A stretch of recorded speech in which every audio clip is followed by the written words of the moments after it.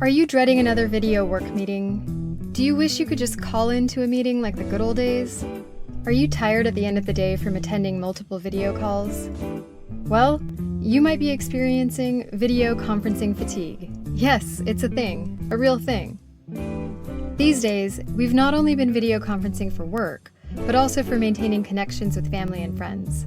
That's a lot of video chatting.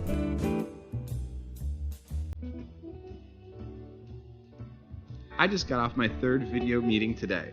The thing that gets me about these video calls is maintaining constant eye contact, and you need to overly express yourself so the person can see your reactions.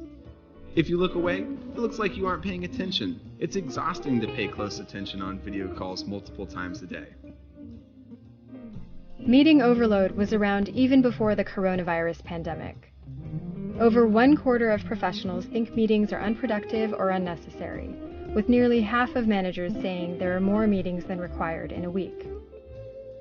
So what can managers do to help their teams ease the pain of video conferencing fatigue? I know most of you have been participating in many video meetings these days. I wanted to talk to you about some tips I have for managing video conferencing fatigue.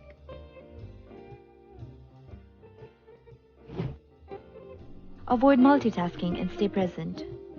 It's easy to get distracted by instant messaging or emails, but staying present will limit the amount of energy used during these calls. Multitasking can cost you as much as 40% of your productive time. Take breaks. On long calls while listening, turn off your camera at times to give your eyes a break from trying to read everyone's facial expressions. Take the meeting on a walk using your phone instead. Walking meetings are known to improve creativity and eventually reduce stress. Do what you can to support video breaks to help reduce video conferencing fatigue. Encourage your employees to make the best decision for their mental health.